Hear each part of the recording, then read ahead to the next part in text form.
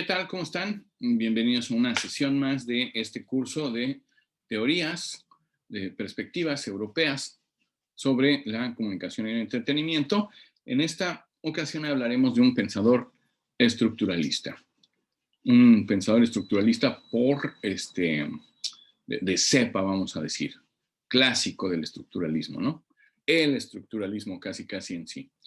Para ello, bueno, pues les voy a compartir aquí mi pantalla para poder tenerlo más a la mano. Y el día de hoy vamos a hablar de este señor que se llama Claude Lévi-Strauss. ¿Y quién es Claude Lévi-Strauss? Bueno, Claude Lévi-Strauss fue un antropólogo muy importante en los años 60, 70, 80, 90.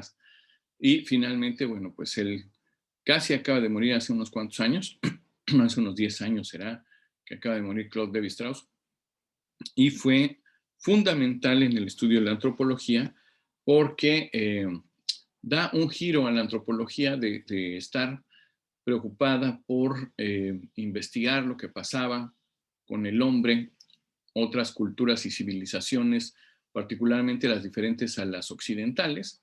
Pues lo que hace Lévi-Strauss de alguna manera es volver hacia uno mismo el universo de exploración, ¿no? Vamos a platicar de esto un poquito más adelante. Queda simplemente ahí marcada la tendencia, ¿no? Bien, pues Claude Lévi-Strauss pertenece a una corriente que se llama el estructuralismo.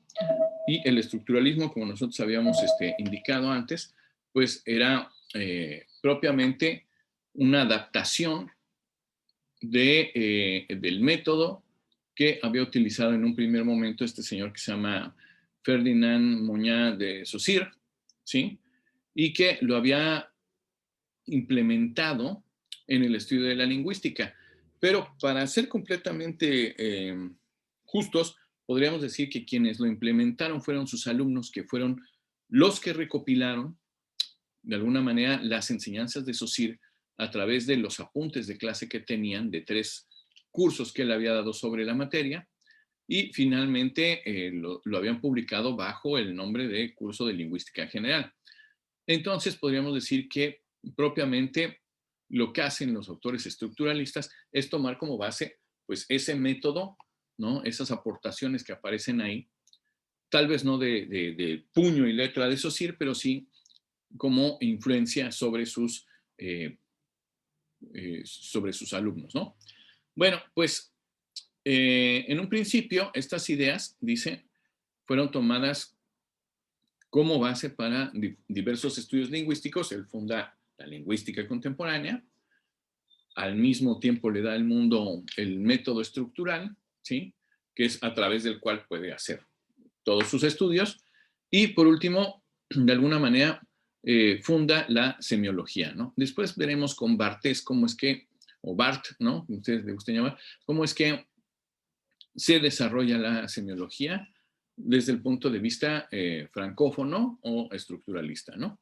Bueno, pues estas ideas que son tomadas por varios lingüistas, perdón, después también son escuchadas por algunas otras personas que empiezan a implementarlas en muchas otras disciplinas, ¿no? Tales como la semiología, como ya habíamos apuntado, el psicoanálisis, en el caso de Lacan, por ejemplo, Jacques Lacan, en el caso de la antropología, Lévi-Strauss, vamos a ver hoy algunas de ellas, en la psicología, sobre todo la psicología cognitiva, en el caso, por ejemplo, de Jean Piaget, en la política, por ejemplo, Fernando Brandel, ¿no? Entre otras, ¿no? ¿Sí? Vamos a continuar, y aquí vemos cómo también el estructuralismo llegó hasta Estados Unidos, marcando algunos pensadores de allá. El desarrollo estructuralista en Estados Unidos se llevó a cabo a través de Gustave Guillaume, ¿no? Leonard Bloomfield y Noam Chomsky. Noam Chomsky, al momento que estamos grabando esto, todavía no ha muerto. Nació él en el año 1928. Ya prácticamente se está acercando al centenario del señor Noam Chomsky, que trabaja como profesor investigador en MIT, también politólogo muy reconocido, además de lingüista, ¿no? Y en el caso de los llamados como tales estructuralistas, tenemos aquí una lista, básicamente los más importantes de alguna manera, ¿sí? Roman Jakobson, Jean Piaget, Claude Lévi-Strauss, que murió en 2009, Roland Barthes o Barthes, ¿no? Algirdas Julian Greimas y Umberto Eco, en diferentes campos. Bueno, pues Roman Jakobson en el campo del lenguaje, Jean Piaget, un suizo que adapta las ideas del estructuralismo a la psicología cognitiva, Claude Lévi-Strauss, uno de los más célebres, yo creo que el más célebre de todos, que adapta las ideas de Saussure, el método saussuriano, a la antropología, ciertos tópicos muy específicos, y después tenemos a Barthes, en el caso de la semiología, a Gildas Julian Greimas, que pues prácticamente no lo veremos en este curso, pero seguramente en los cursos sobre semiótica se podrá revisar este autor. Es un autor que pues prácticamente aplica el análisis estructural a la narratología, es decir, a todo tipo de relatos, ¿no? Se encuentra que todos los relatos tienen una estructura básica común. Y por último, Umberto Eco, que también tiene bastantes aportes, no solamente en el campo de la semiótica. Umberto Eco pues, fue un novelista, un experto en historia medieval, ¿no? Además de ser pues, una figura muy célebre en el momento en el cual vivió, ¿no? Bien, todos estos son los llamados estructuralistas que tuvieron esta influencia del método que de alguna manera pues, preconizó Ferdinand de Saussure. Sin embargo, bueno, pues vino una segunda ola de pensadores que habían leído a Saussure, pero que además habían leído a estos otros pensadores y que habían tenido contacto con otras influencias, no solamente de carácter estructural, sino, por ejemplo, del marxismo, del psicoanálisis, de las nuevas generaciones de la teoría de sistemas, de varias cosas, ¿no? Y lo aplican, ¿no? En algunos casos, algunos de ellos quieren corregirle la plana a los anteriores. Se les llama postestructuralistas, ¿no? Por esa segunda ola, digámoslo así, que llegó posterior al desarrollo de esa primera generación. Y bueno, tenemos a Jacques Lacan, ¿no? Que analiza el inconsciente y se da cuenta que el inconsciente puede tener una estructura, algo muy interesante, ¿no?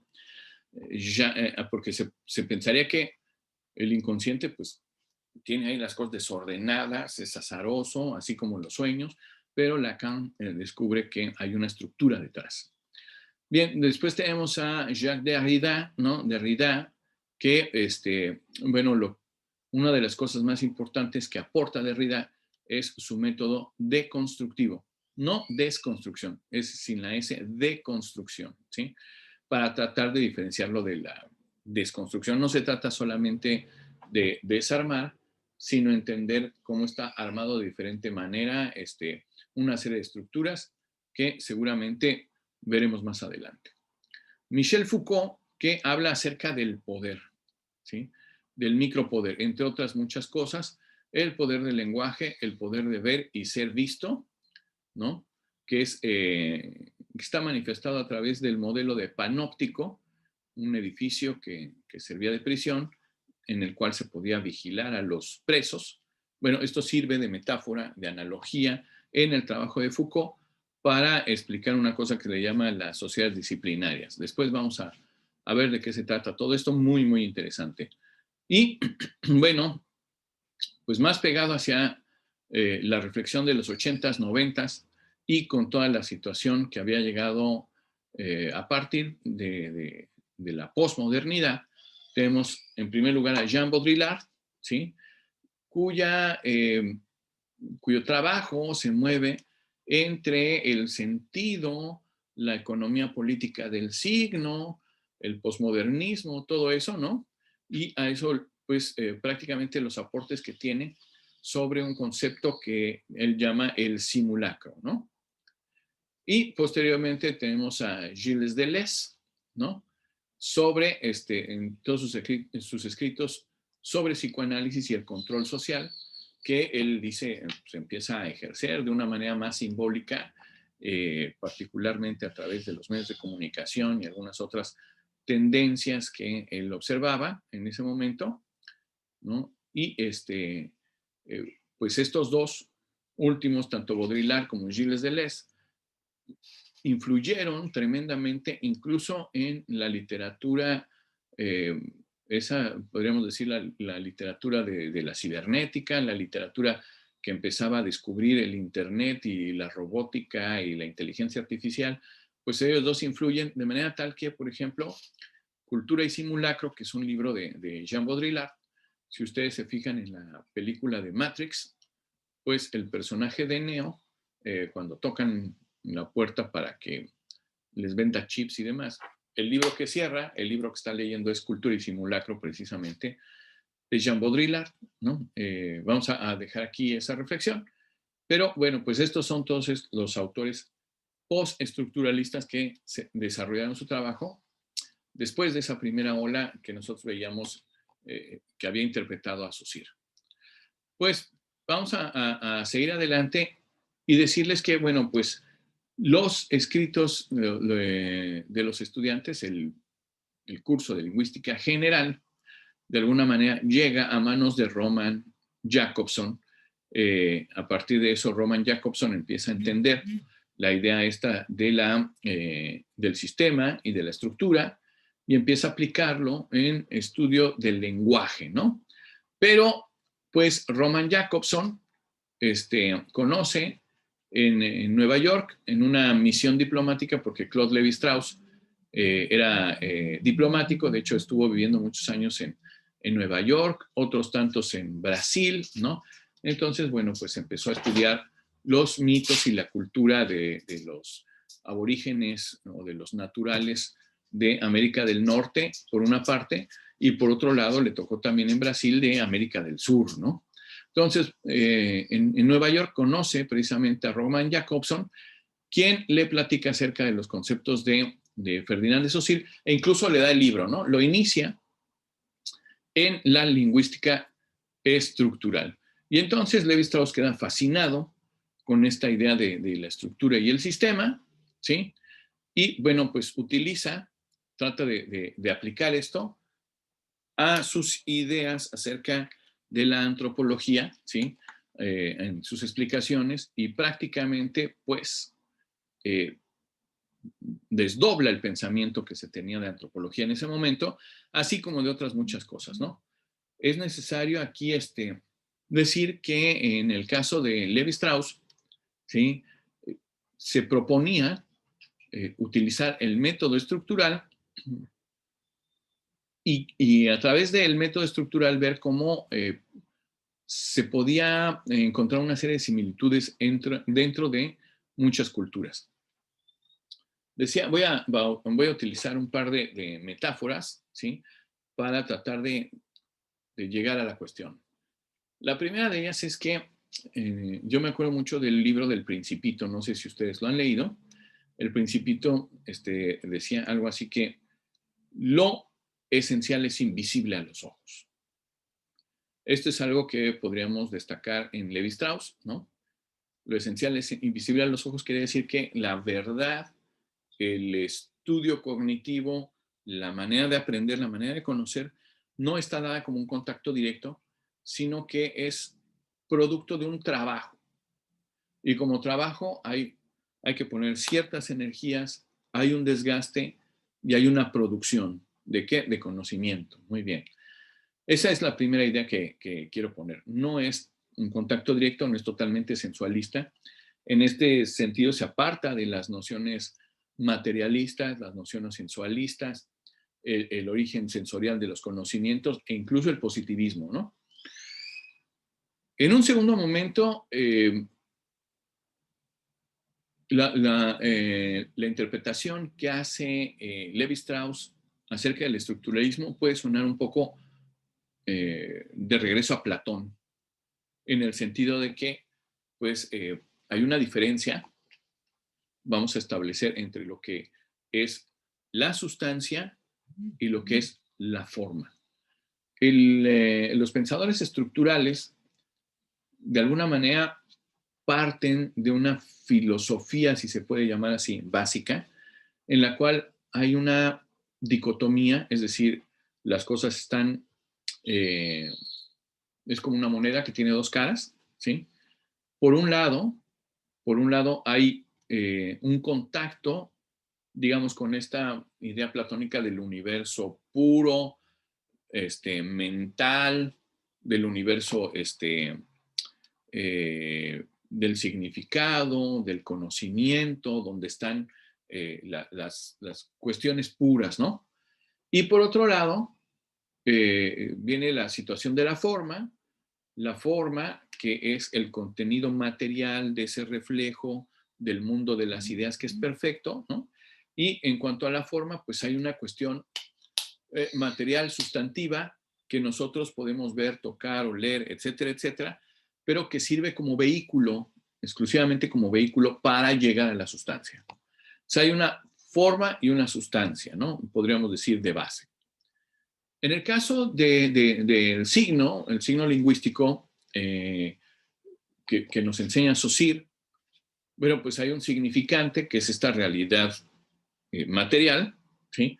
Y a partir de esta realidad material, es decir, a partir del sonido que tienen las expresiones, nosotros las escuchamos, impactan nuestros sentidos y las relacionamos, ¿sí?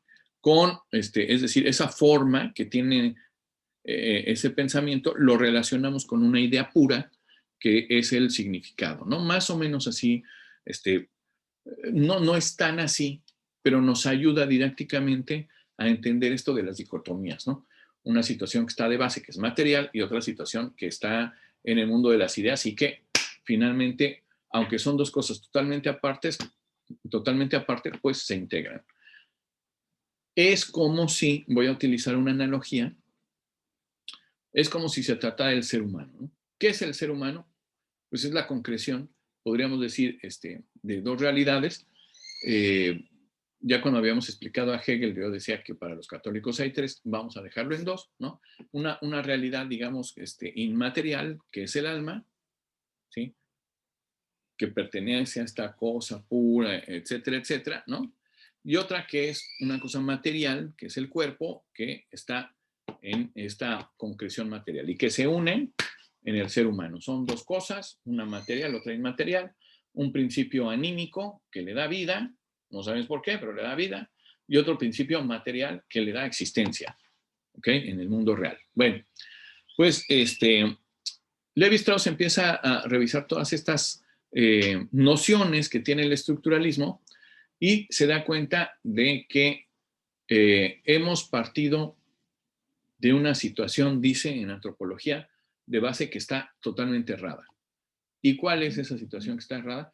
Que hemos pensado que las culturas entre sí son diferentes. Dice Levi-Strauss. Pues puede que las formas en las que se expresan esas culturas sean diferentes, ¿sí? Pero en la sustancia, es decir, en la idea pura, es decir, en la esencia, pues es lo mismo. De tal suerte que intuye que hay estructuras comunes a todos, a pesar de que lo único que se diferencia entre ellas es la forma, ¿no?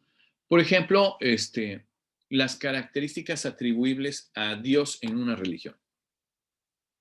Pues desde el punto de vista estructural, lo que cambia son las formas de los dioses, por así decirlo, o bueno, de la fe en Dios que tiene cada una de las religiones, pero como sustancia, como esencia, esa idea pura de Dios se mantiene siempre constante con los mismos atributos, omnisciente, omnipotente, etcétera, etcétera, ¿no?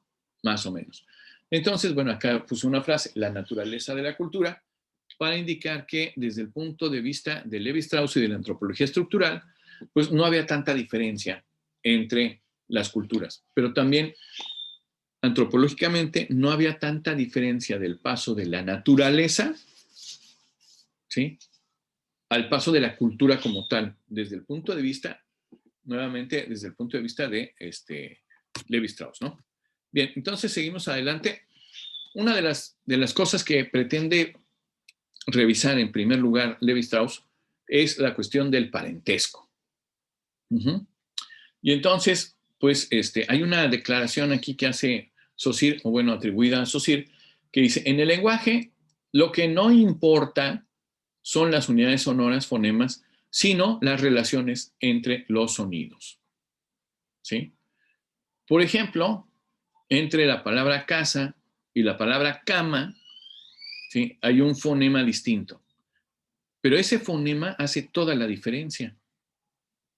¿Qué quiere decir esto?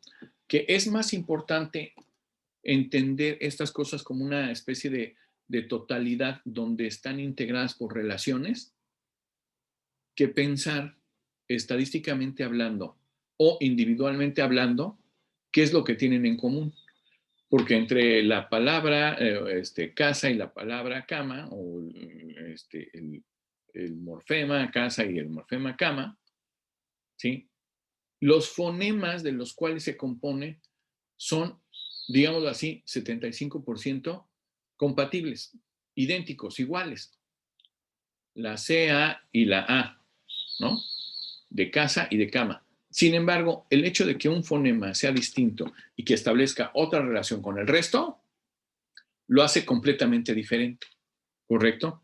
Desde este punto de vista, acuérdense que estamos hablando de que Saussure decía que la lengua es un sistema de signos. ¿Qué es un sistema? Bueno, pues un sistema es una entidad tal, puede ser un organismo, puede ser algo vivo, como en el caso de una parvada de patos, ¿sí? Puede ser algo que se mueva al interior de nuestro organismo, el sistema digestivo, o al interior de una célula, o puede ser una escuela pictórica en donde estén una serie de pintores con los mismos principios. ¿Qué es un sistema?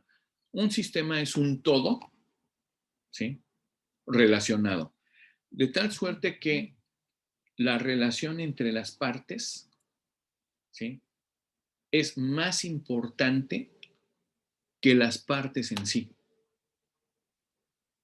La relación entre las partes es más importante que las partes en sí. Eso es un sistema. Genera relaciones de interdependencia, es decir, se dependen una cosa de otra, pero no necesariamente es el contenido material. Lo explico de otra manera. Un vehículo, un coche, un carro puede ser un sistema, ¿sí? ¿Qué quiere decir? Que para que el sistema funcione, debe de tener todas sus partes. Si, por ejemplo, la batería del coche no funciona, uno lo quiere arrancar y resulta que no puede arrancar porque no está llegando la suficiente energía al motor, no está esa chispa que aviva los pistones, y etcétera, etcétera, pues simplemente, aunque todas las demás partes estén bien, pues no va a arrancar el coche porque una de esas partes no funciona. Entonces, ¿es importante esa parte? Pues no es importante en cuanto a su contenido material. Es importante en cuanto a la función que realiza. Pero incluso esa parte en particular se puede omitir, se puede quitar, perdón, no omitir, sustituir, se puede quitar y se puede poner una nueva que cumpla la misma función, ¿sí? Y entonces será otra esa parte, pero al relacionarse con el resto, el carro va a arrancar. Por lo tanto, es más importante la función y las relaciones que tiene el sistema que las partes en sí. En última instancia, si no sirve esa parte, se cambia por otra parte que cumple la función. Y esto es aplicable incluso, por ejemplo, en un equipo de fútbol. Si uno de los jugadores que está cumpliendo una función no la realiza correctamente, es sustituible. Pero la función que realiza tiene que hacerla otro más. Yo hablaba de una parvada de patos. Va volando la parvada de patos ¿Y qué es lo que pasa cuando están los cazadores? Cuando están los cazadores, uno de ellos tira, paz, ¿no? Y elimina al que iba en la parte delantera. Cae el pato, por un momento, hay un desconcierto porque los patos se organizan a través del líder. Pero automáticamente alguno de la parvada asume esa posición y esa función y el resto se reacomoda. Y entonces el sistema vuelve a tener concreción. Las palabras, por así decirlo, los signos lingüísticos, mejor dicho, ¿sí? Desde el punto de vista de SOSIR, tienen ya ciertas relaciones y se van actualizando esas relaciones. No es importante cada fonema. Lo que es importante es las relaciones que hay entre los fonemas. De hecho, hay equipos, ustedes seguramente conocerán más que yo, equipos de básquetbol o equipos de fútbol, ¿sí? Que a lo mejor individualmente no funcionan tan bien. Son jugadores mediocres, son jugadores que no tienen tanto talento, pero cuando los pones juntos, ¿sí? Empiezan a tener ciertas relaciones que hacen que todo el equipo se levante y que jueguen mucho mejor a través de cómo se reparten los roles que de manera individual. Y por supuesto, existe lo otro. Hay unos jugadores tremendos, ¿no? Individualidades que destacan, pero cuando las pones a jugar en conjunto con otros jugadores, pues no llegan a tener esa fluidez, ¿no? Bueno, pues desde el punto de vista de Levi Strauss, ¿no? Él pretende ver la realidad como un sistema total, ¿no? En donde hay relaciones, no le importa tanto las partes, sino las relaciones entre las partes, cómo es que están conectadas, y sobre todo en la cuestión antropológica, ¿no? Bueno, pues él dice que lo mismo pasa en el matrimonio, ¿no? Y en la manera en la que se relacionan los seres humanos, ¿no? Pensemos, por ejemplo, por un momento en las comunidades primitivas, en donde pues había un núcleo familiar que después se hace un poco más grande y se vuelve un clan, ¿sí? Una tribu, ¿correcto? Y resulta que hay otra tribu por allá. ¿Qué es lo que hace que finalmente estas tribus puedan tener contacto sin agresión, ¿sí? Y pueda fluir su desarrollo para que posteriormente pues, surja tanto la civilización como la cultura? Bueno, pues Levi Strauss lo explica como el parentesco, ¿no? Es decir, el contacto que tienen estos dos sistemas, un sistema que hay un clan donde hay un jefe, hay una serie de relaciones entre los cazadores, los recolectores, la reproducción, etcétera, etcétera, está dada con esas relaciones, opera de cierto modo con ciertas reglas y resulta que aquí hay otra tribu que está igual, ¿sí?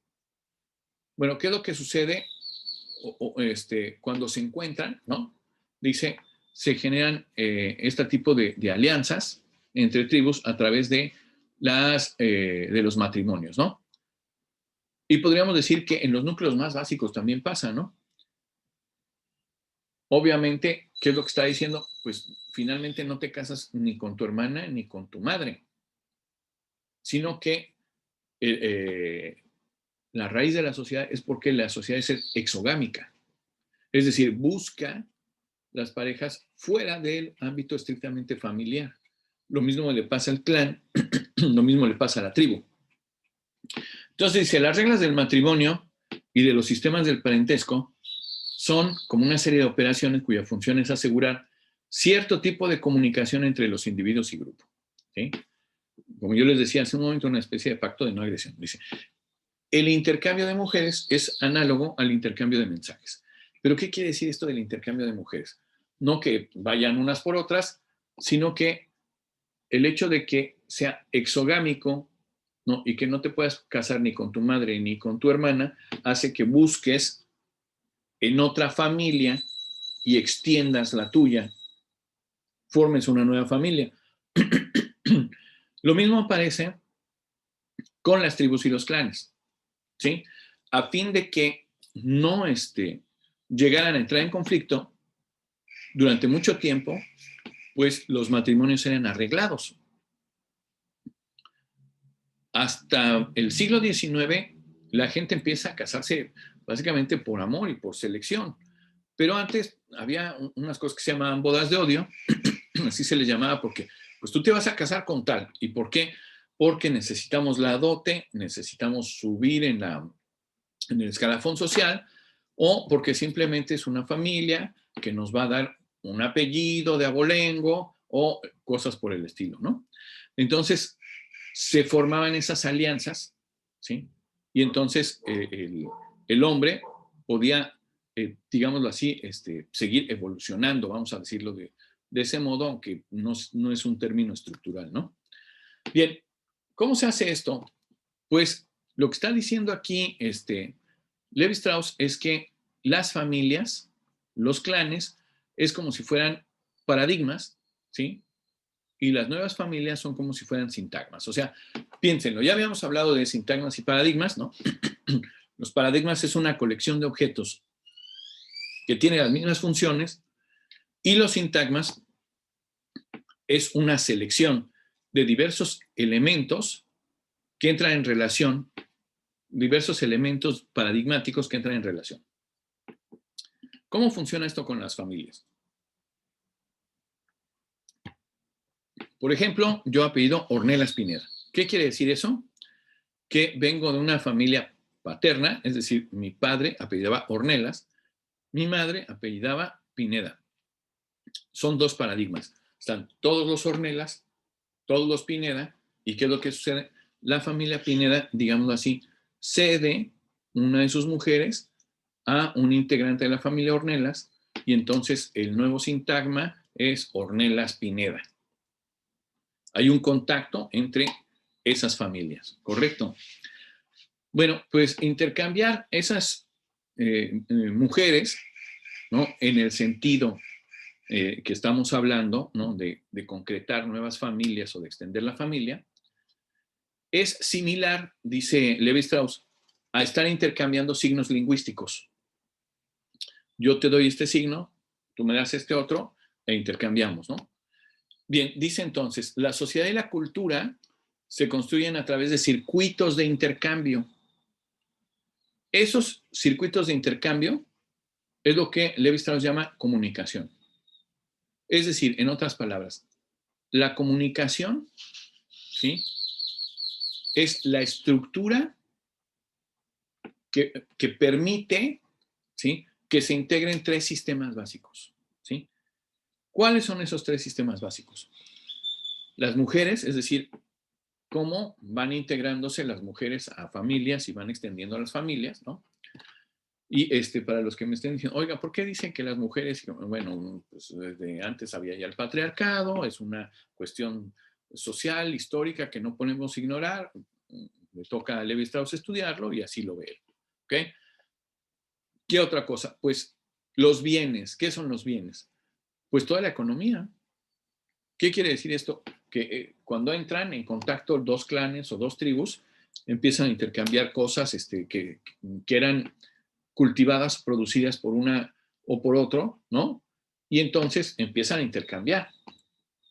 De tal suerte que de nada me sirve tener, por ejemplo, no sé, un maizal, ¿sí? Porque no me voy a acabar el maíz. O sea, entro en contacto con otros y obtengo a través de esto, a través del trueque, por ejemplo, en un primer momento, algunos otros satisfactores que yo no poseo. Y entonces no solamente es extender la familia, sino también ver la posibilidad de conseguir algunas cosas que me puedan servir a mí a través del trueque. Y posteriormente, con el dinero como patrón universal, como satisfactor universal, bueno, pues productos o cosas de otros lados tan distintos como que el día de hoy aquí en la ciudad de Mérida, que es donde yo vivo, pues puedo ir al súper y comprar la hierba mate y incluso una matera y hacerme la infusión, ¿sí?, de la cual gustan los argentinos allá en sus tierras. ¿Por qué? Porque ya se ha extendido este intercambio de bienes de tal manera que se puede hacer. O puedo comprar wasabi para ponerle a mi sushi y el wasabi es un producto que viene de Japón, ¿no? A través de este intercambio que se posibilita, ¿no? O sea, hay un sistema de intercambio de bienes que se llama economía, hay otro sistema de intercambio de mujeres que se llama parentesco, y por último hay otro sistema de intercambio de mensajes que se llama información, desde el punto de vista de Levi Strauss, se llama información. Bueno, esos tres sistemas, parentesco, bienes y mensajes, esas tres cosas son las que integradas Levi Strauss llama comunicación. Es importante, ¿no? Porque regularmente la noción que tenemos de comunicación es intercambio de mensajes y ya. No, dice Levi Strauss, no, con los mensajes también llegan los bienes y con los bienes también llega el intercambio de mujeres. Es decir, es una situación que está en tres niveles totalmente pegada y que es total al sistema, ¿no?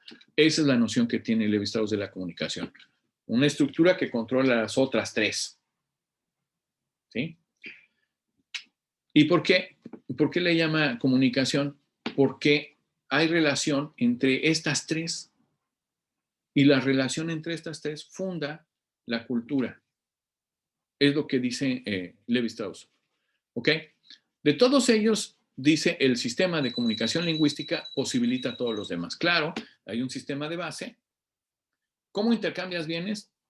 Pues a través de que te entienda la persona con la que estás intercambiando, qué es lo que estás intercambiando, ¿no? ¿Cómo te haces de una mujer, ¿no? En tu clan o en tu familia, pues diciéndole, ¿no? Estableciendo una comunicación y a través de esa comunicación lingüística, pues establecer el arreglo, ¿sí? O bien, ¿cómo te enteras de lo que está ocurriendo en tu entorno? Pues a través de los mensajes.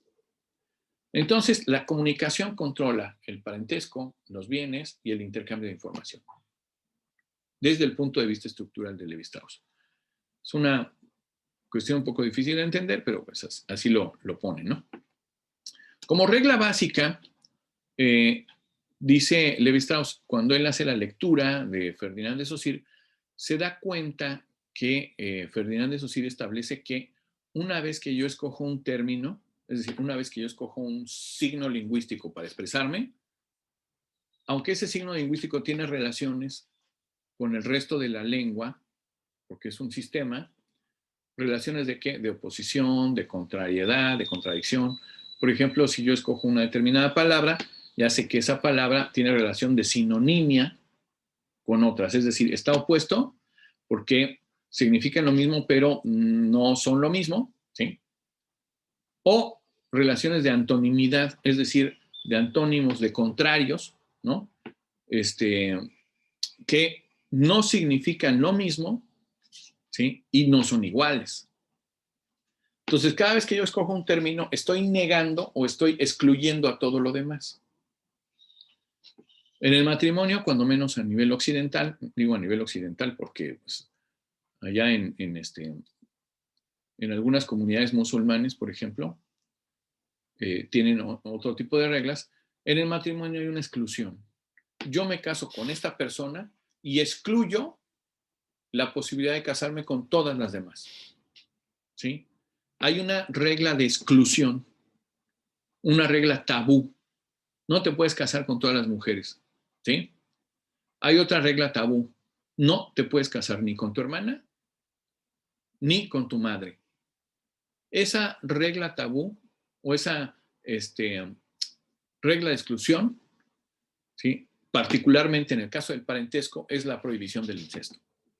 ¿Sí? Y a esto pues, le dedica gran parte de su obra Levi Strauss. Dice, las culturas, las civilizaciones que no prohibieron el incesto terminaron. ¿Por qué? Porque ustedes saben que el material genético, si no es renovado, ¿sí? Entonces empieza a deteriorarse de tal manera que empiezan a salir una serie de taras o de enfermedades, ¿no? Que van deteriorando a las generaciones posteriores. De tal suerte que, acuérdense, en el caso de los príncipes, cuando se casaban entre familia y demás, pues llegaban a tener enfermedades tan acuciosas como, por ejemplo, la hemofilia, ¿no? O algunas otras más. Entonces, se prohíbe, es una regla tácita, ¿no? Esta prohibición del incesto en todas las culturas. Dice, la prohibición del incesto entonces promueve el intercambio más allá del grupo familiar, que no se quede el material genético acá, que no se quede, que no se vaya a deteriorar, sino que haya una...